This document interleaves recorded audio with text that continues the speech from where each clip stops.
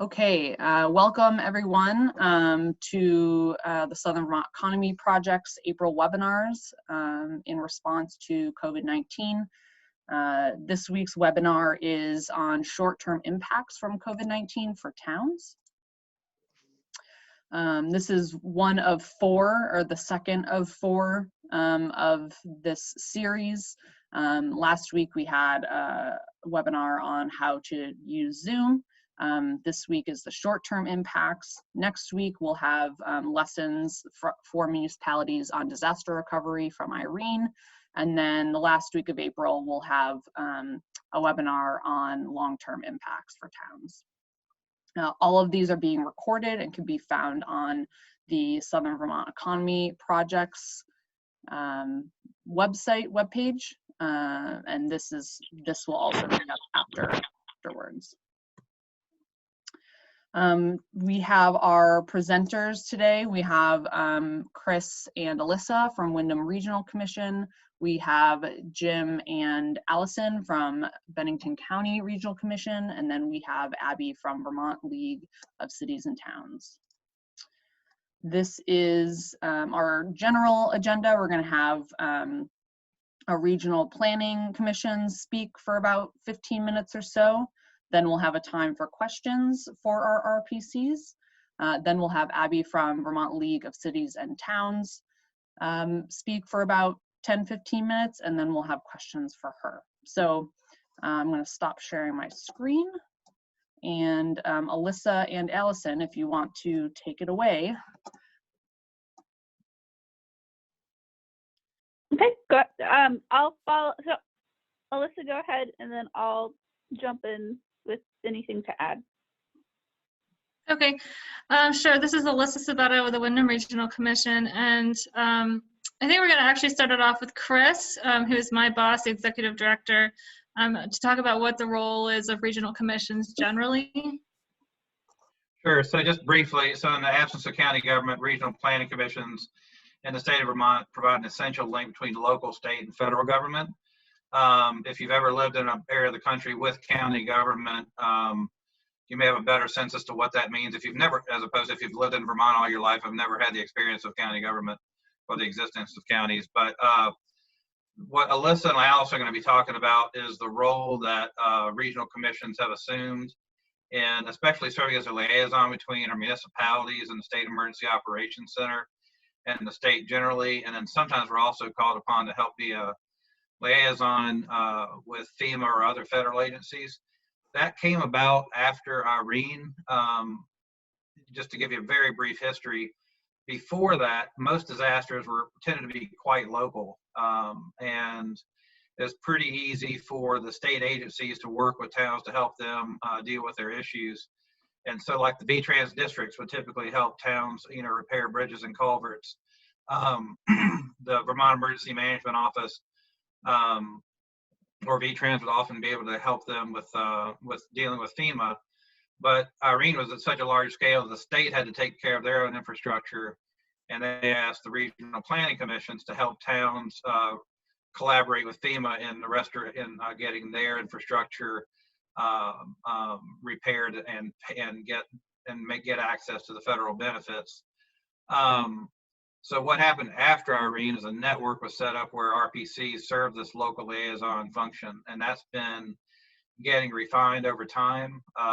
These things, they're general in scope as far as what the responsibilities are, but each of the regions tend to develop their own relationships with their VTrans districts, with A&R river engineers and other folk to try to streamline the reporting back up to the State Emergency Operations Center so that towns aren't getting barraged by all sorts of requests from multiple agencies or to figure out what their circumstances and situation are. So that's just a brief history of how we got to a much more kind of robust network that Alyssa and Allison are going to talk about now.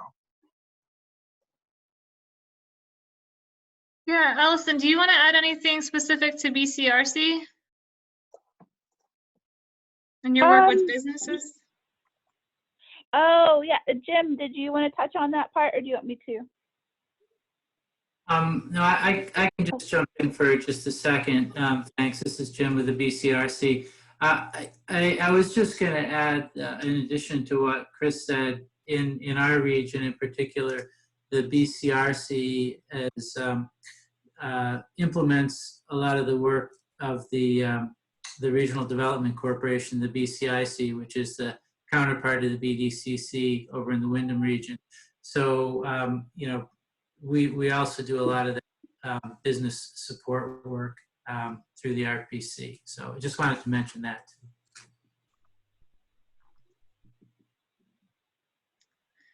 Okay, thanks, Jim.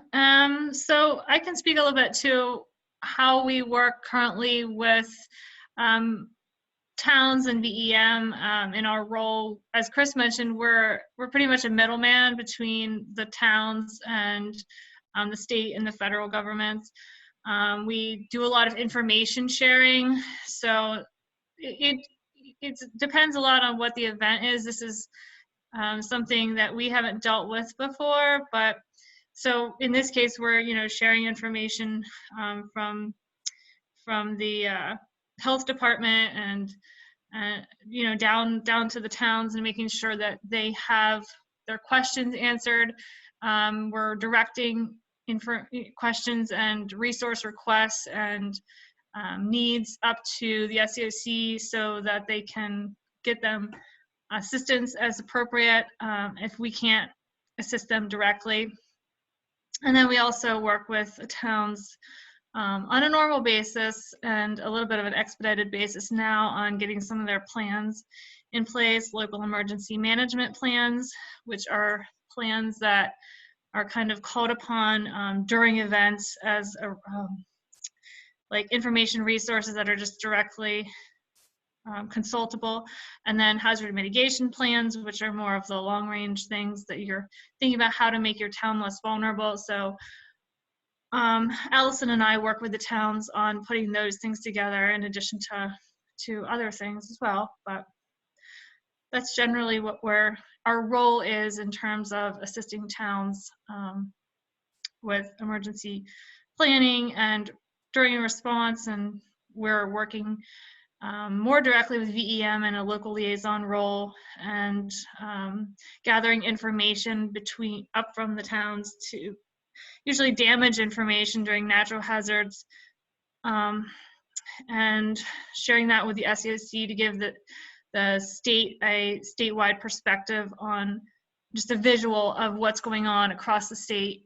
Each region does that with the SCOC, so the state has a town level view across the entire state of what the damages are, so they understand that for the whole state. So Allison, do you want to add anything to that? Just that we also can help towns with resources. So they need assistance, so they got hit really hard with something, or in this case, I've gotten several emails about PPE and how to get it. And so we can also help connect towns and emergency medical service type work and frontline workers with the right people to get the resources they need. We do a little bit of everything.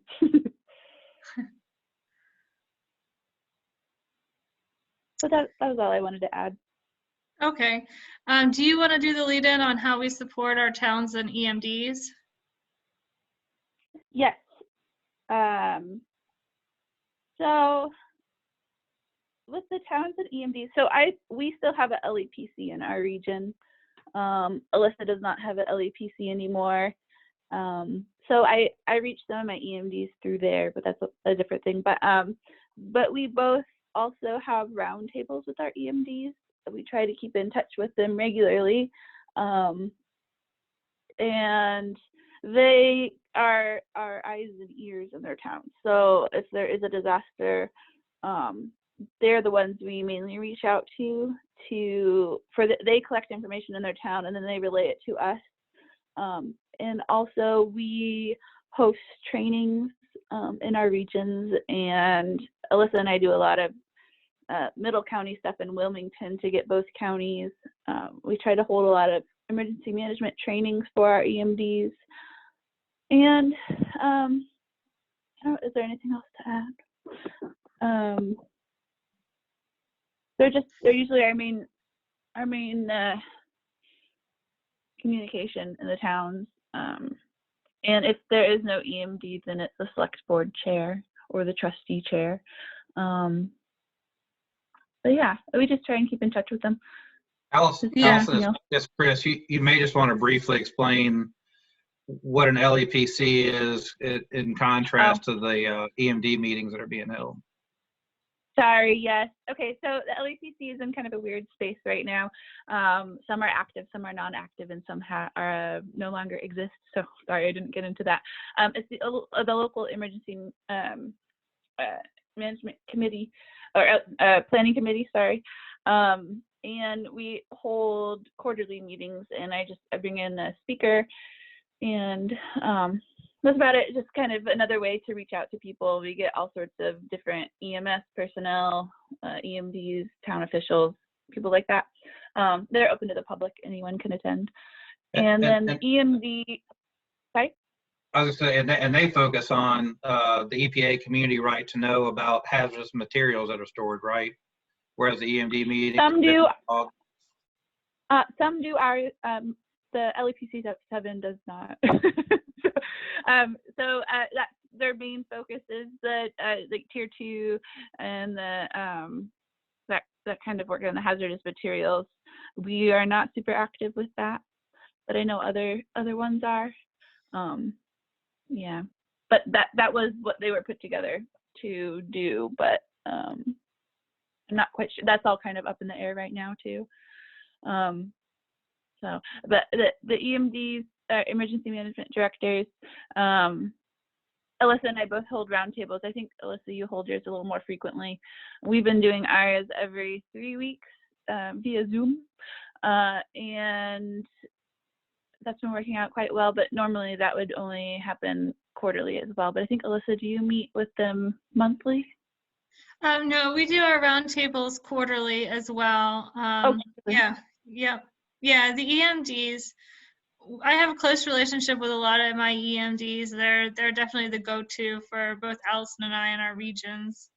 Right now, yes, we're doing calls on a weekly basis, and we include Vermont Emergency Management, the Vermont Department of Health, our Brattleboro representative, and then the Agency of Human Services, Springfield and Brattleboro representative from that, to try to give them just some kind of expert people that are working in various parts of this event to have direct communication with them, but on a regional level. So the towns have, the EMDs have calls every Friday with the state that they participate in, but we wanted to provide an opportunity, and Allison as well, in Bennington area, to have regional kind of specific calls, so that they can get stuff and have a little bit more of feeling that they can talk freely and get questions answered directly. So they're working out. Mm-hmm. Yeah, it's been very helpful. Yeah. So that kind of leads into how we're responding to the COVID-19 pandemic. Those calls are a big part of it, because really this event is so different than past events that we've handled, in that we're all alone and in our homes, hopefully, quarantining properly like the governor wants. So, where our response is information, really, is like getting information out there and providing connection as much as we can, just like BDCC is trying to do now, and just ensuring that they have everything they need from the federal and state government in terms of what we can get them connected to, and we have a lot of information. I know BCRC does too, on our websites, in terms of regional specific information and more, to really offer hopefully a lot of questions being answered just by looking at our websites and communicating with our partners and serving to connect not just towns, but also agency partners that, a lot of the nonprofits and stuff, and state entities, connecting them with local nonprofits and that kind of thing. So make sure that the right people are talking to the right people. And we got activated by Vermont Emergency Management yesterday. So we do staffing support to the State Emergency Operations Center. It's all remote now, so it's remote support.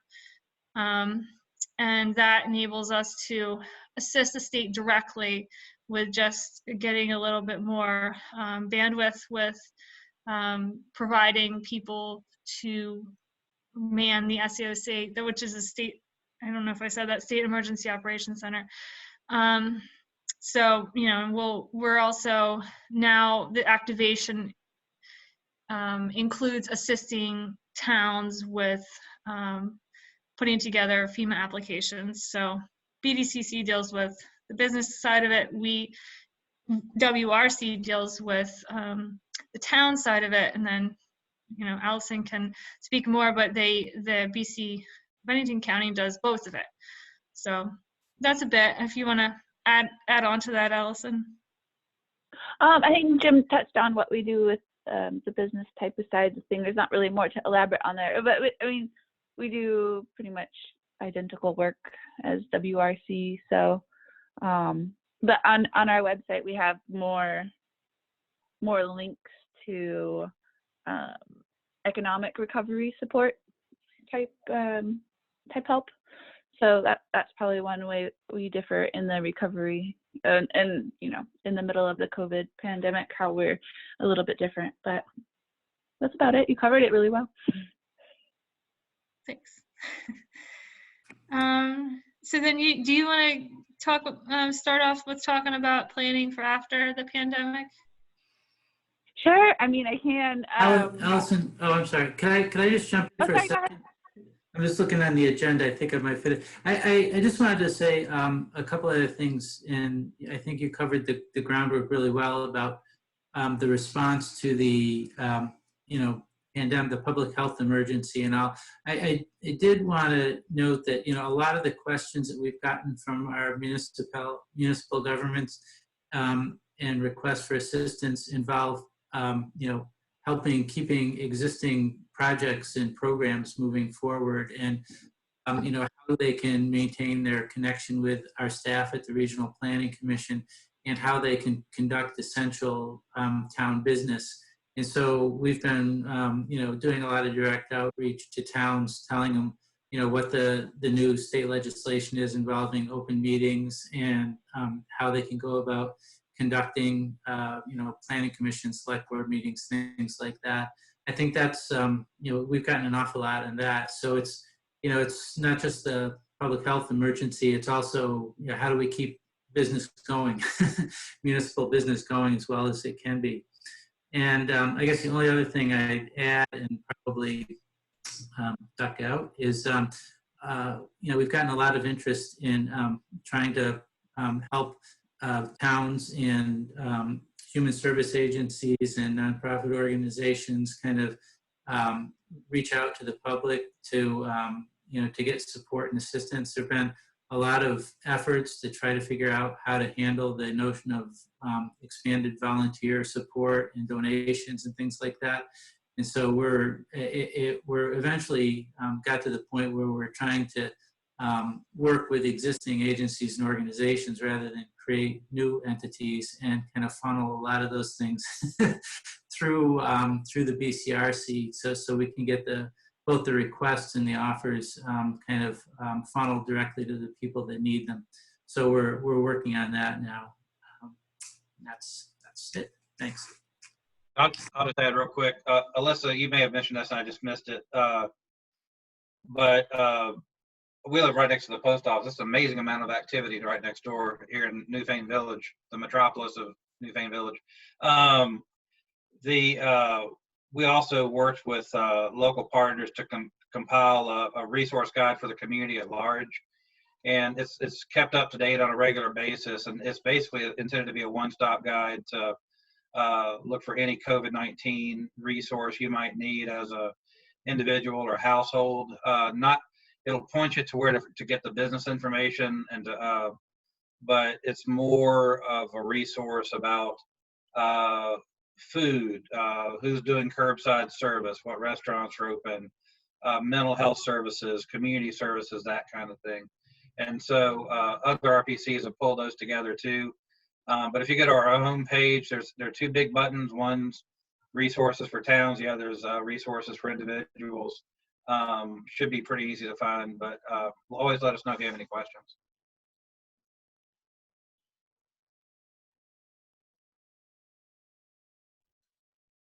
Yeah, I think that does it from my end. I think, thank you, Jim and Chris, for that.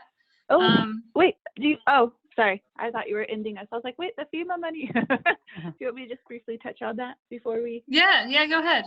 We're done. Okay, sorry. Really quickly, because I know we probably went over the time we said we would talk. I just want to touch base. So there's one way to help after, and get people set up for after this pandemic is FEMA money. So right now there are applicant briefings. There's one tomorrow, and then there's two more, I think, next week. And this is money that municipalities and nonprofits can go out for to help with the recovery and the extra expenses that they've had to deal with during the pandemic. So there's a lot of possibilities of what is an allowable expense. So the applicant briefings, if anyone's interested, I would definitely try to get on one of those to hear more about it, because there's just a wealth of knowledge. There's no way I could get into it. But if you are interested, contact Alyssa or I, and we can send you all the information that we've received about it. Perfect, thank you. Great, thank you all so much. We're gonna open it up to questions from people on the call. If you have questions, you can either use the raise hand function, which you will find if you open the participant list. You'll find the raise hand function at the bottom of the participant list. Or you could also type your question into the chat function, and I can read it aloud. So do we have any questions from anyone on the call for our two regional planning commissions?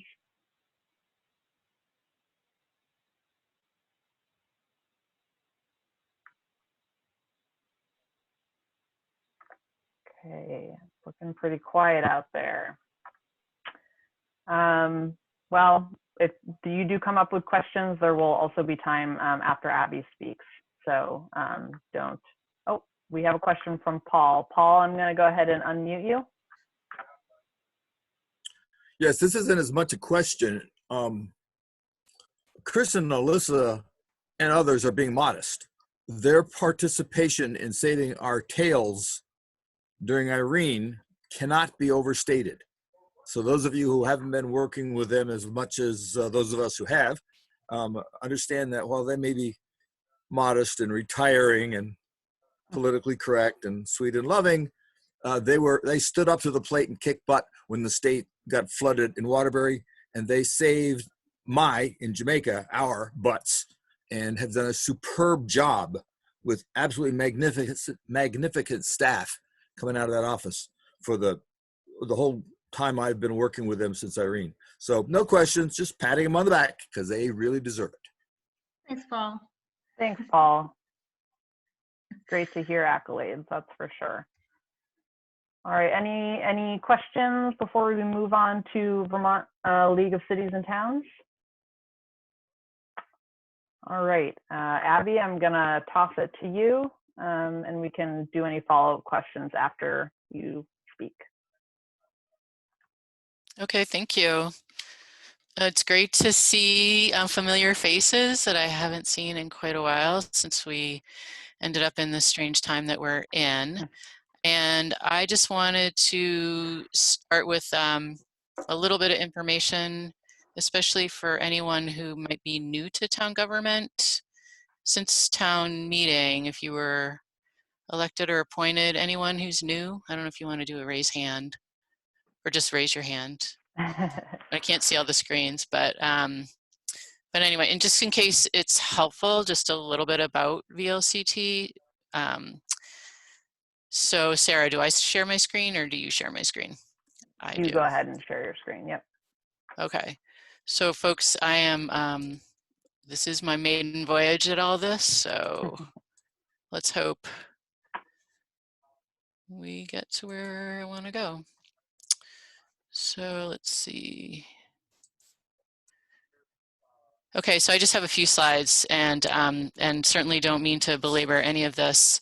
And I also just wanted to mention that today, this morning, is sort of indicative of the world that we've been in, where there was some questions about some recent ACCD guidance around municipal essential functions. And so there have been multiple different email chains conversations going on. Everyone's trying to figure it out. I think there are so many people who are very interested in helping municipal officials understand when this guidance comes out, and we all have questions. So if you have contacted VLCT for information, we haven't gotten back to you right away, we are trying to understand from ACCD. We really have to go back to that source to understand the meaning of things that aren't quite clear. And I know the RPCs have gotten questions, Vermont Local Roads has gotten questions. Anyways, just sort of an example. So VLCT, just to quickly, our mission is to serve and strengthen Vermont local government. Can you guys see my screen? Yep. Is this happening? Oh, good, great.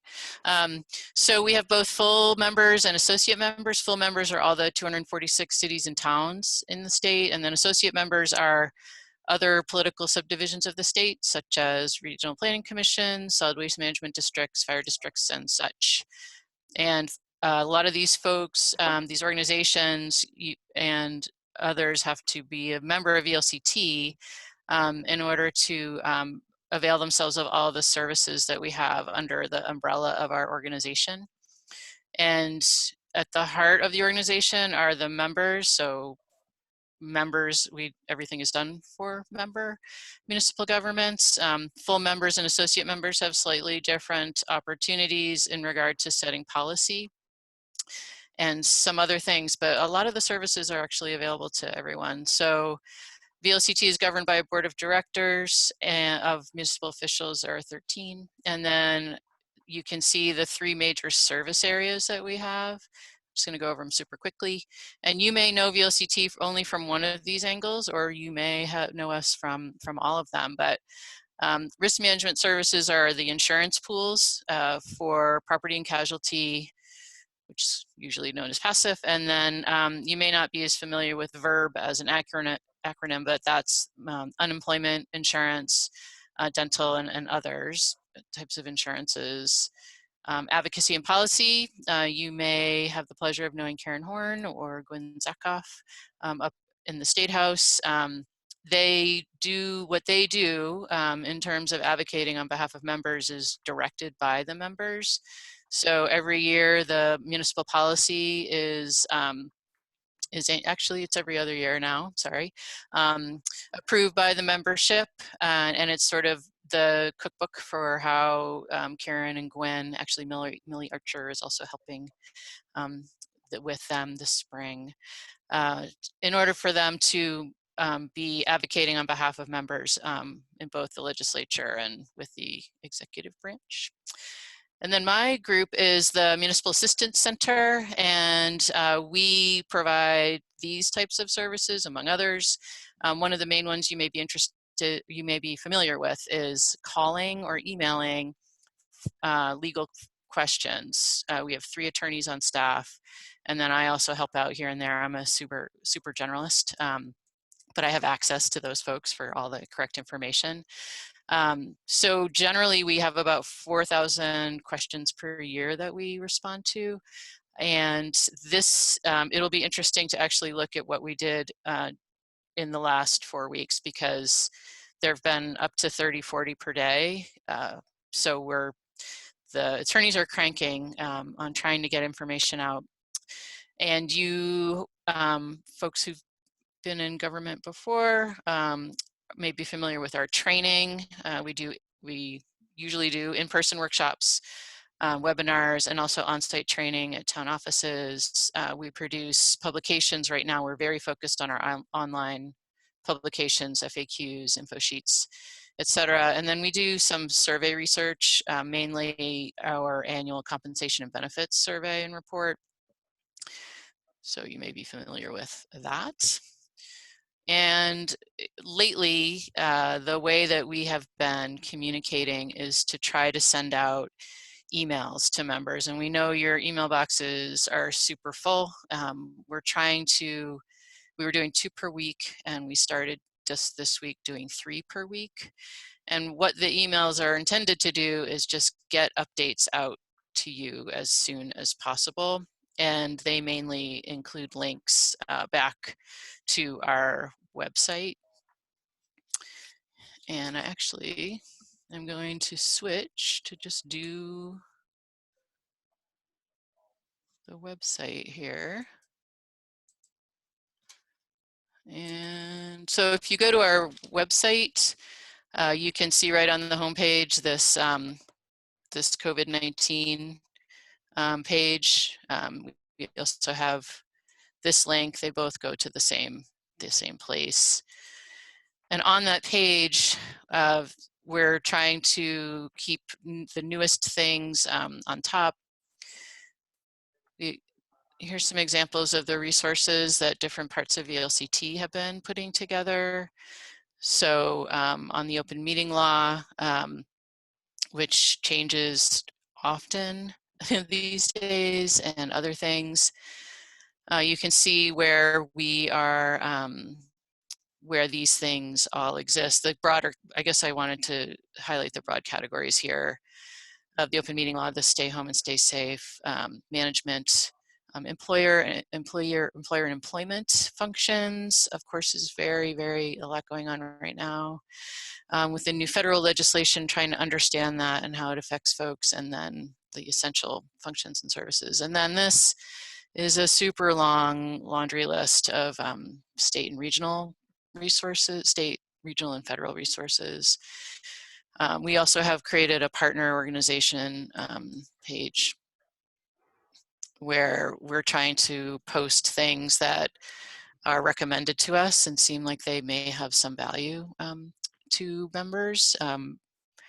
And please feel free to send me additional things that you think would be valuable to have on our website.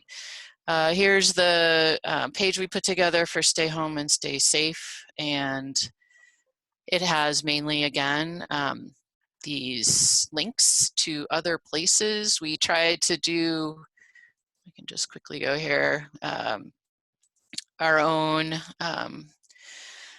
description of what the order meant when it first came out, and then we've tried to update it as we can. But things are moving so fast. It seemed like now it's better just for us to be referring everyone back to ACCD for that information, and they really have to answer the questions that aren't as explicit that that we can see for ourselves. And I'm just touring a little bit. This is an example of one of the frequently asked questions. And we started building these, as soon as the executive order came out, and then as subsequent questions came in. So it may or may not be organized in a way that is intuitive, because it just is sort of as things were happening. We actually, now I can see we've got some more categories. So when we do have information and we update these, we're trying to show you what's new. So for instance, this information has a little red star, and it's further interpretation of Act 92. I shouldn't have done a planning and zoning with all the planners on the line, because then I can't, I didn't write this, but anyway, this is how we're trying to respond when we're receiving a lot of questions from members, and we're trying to capture as best we can what we know. And I just wanted to show one more resource, which is actually from the risk management folks, because you may be working with volunteers, or you may be getting questions from others. And in terms of what you may need to think about from your own loss control perspective, here is a page that includes information from PASIF and an agreement form, some other information as such. So that's pretty much what I had in terms of sharing items. I'm sorry I won't be able to answer super specific questions about some of these things. There's so much information, and I am relying a lot on the attorneys to help interpret and understand the details. If you do have a question that I can't answer right now, you can always follow up with me or one of the attorneys to get help with something specific. That's pretty much what I have. Great, thank you so much, Abby. Do we have any questions from people on the call for Abby? And like I mentioned, you can either type into the chat function or use the raise hand function. And then we can unmute you and you can ask a question. Okay, Shane O'Keefe, I'm gonna go ahead. I think you're already unmuted, so go ahead. Oh, Abby, just one brief thing, and I see that you're already doing it to some degree in your listing of information. If you could continue to show when it's revised or that it is revised, that's just very helpful. I'm trying to post things to my select board, just want to make sure that they have the most up to date. But so thank you for starting to do that. Absolutely. I also should mention that we just confirmed a webinar with ACCD on essential functions for next week. So I think that this is open for sign up now. Maybe, but Ted Brady, the Deputy Secretary, will be available to answer questions, and this actually just happened this morning that we got this all figured out. So I don't have a ton of details, but as soon as we do, or if you need to know more, I can find that information for you. Abby, when is it next week? Do you have a date? Oh, sorry, and time? it's Wednesday. It's Wednesday from 2 to 3. Wednesday from 2 to 3. Great. I think that will be very helpful for our municipalities to hear straight from ACCD about the essential functions. Wonderful. Any other questions?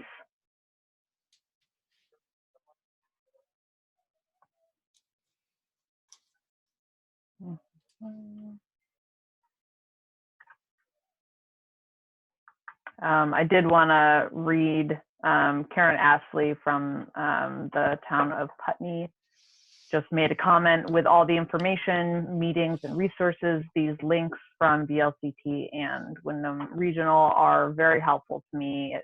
I also utilize your links for our community. A central base to go to is critical.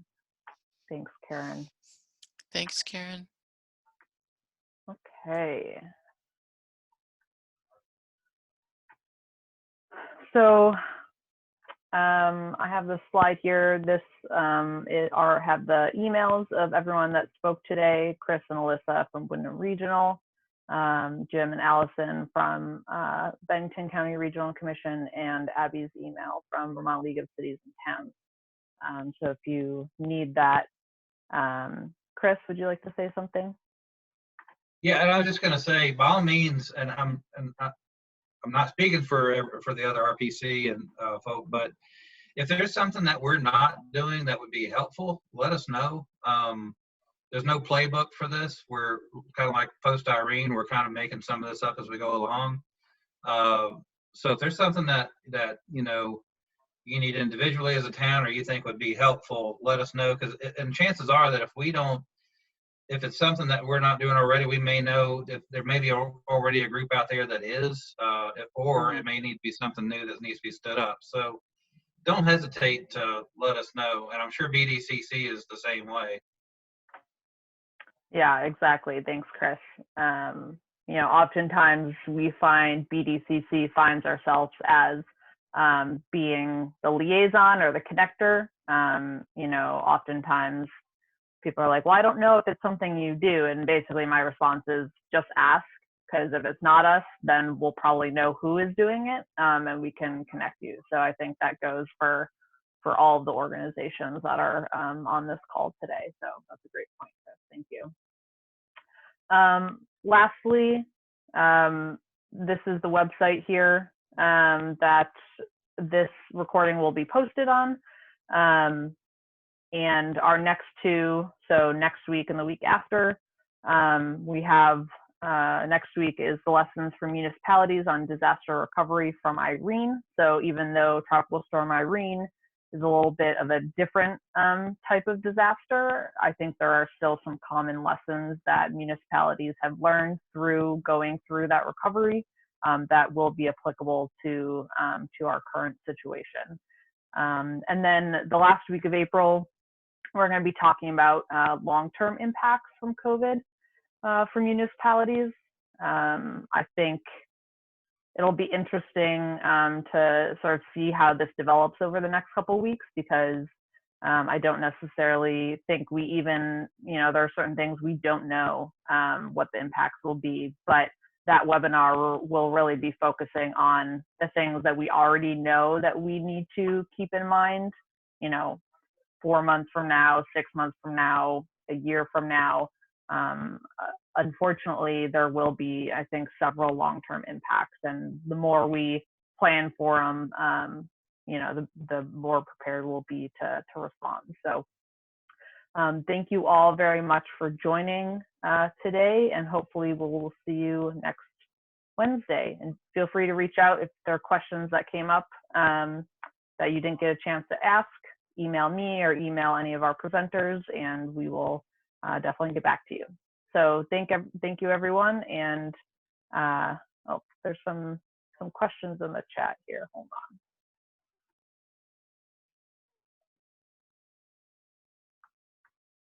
Yep, great.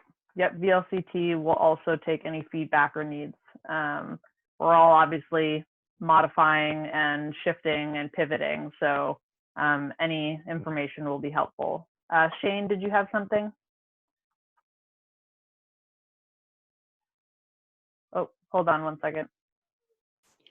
I was looking at the agenda, and I thought there was going to be a discussion about open meeting law impacts, town office closures, town finance impacts, local emergency plans. Abby, do you want to touch on those a little more? Yeah, I think, when Sarah and I chatted, I mentioned that we had created FAQs on all those topics, open meeting law, town office closure, and finance. And so I was pointing to those where those live on our website and as we're updating them. So I'm not, if you have a specific question now, I may not be able to respond to it. So I apologize for that. Oh, it was on the agenda. I figured there would be some kind of updates on each of those subjects. We just updated all of our FAQs, all 4 of them. So all of the information, and you can see when you go to the link, there's a little red star with the additional information. Okay. So in finance, open meeting law, town office closure, there's one more. Essential functions. And on also, the local emergency management plans, there's been pushback on request to extend the standard deadline of, I believe it's May 1st. But the per the call that we had on Friday with this with VEM, the State Emergency Operations Center, that deadline is still in place, as are the other ERAF deadlines. They haven't changed any of that yet. One other question is, would VLCT likely be putting out some information related to town highway operations? I raised that earlier today and just didn't know if you might be able to opine upon that, or would be coming out with something. Yeah, so when those questions were coming out, we were I was on the line already with ACCD trying to plan that webinar that I mentioned. So we need to get the information from ACCD in order to provide it back out in terms of how to interpret their guidance. So if whatever we have, we will share. So, you know, we're trying to keep in close contact, both from the policy side and on the assistance side. Okay, yeah, time is of the essence on those operations. Yeah, and we know that. And like I said, on this particular topic, road crew and road functions hit every piece, every area of VLCT. So, you know, whether it's, you know, liability, whether it's HR, legal, policy. And so we understand that these types of issues are really sort of bread and butter, nuts and bolts or whatever else for our members. So we are trying, I think I'm going to be getting on a call at 1 o'clock after this to see what we may be able to do with all those different parts of the organization. Yeah. That you guys are doing a great job in the regional commissions as well. Thank you all so much. Thank you guys. We really appreciate that. And we also appreciate all you're doing. I mean, you guys are holding on out there doing so much with so little, you know, the newly elected select board members. You know, I am so sad that we had to postpone our select board institute. And we really want to be able to get some training and information out as soon as possible. But we can't thank all of the local officials enough for all they're doing every day in such a strange, stressful time. Yeah, great. I think that's a perfect note to end on.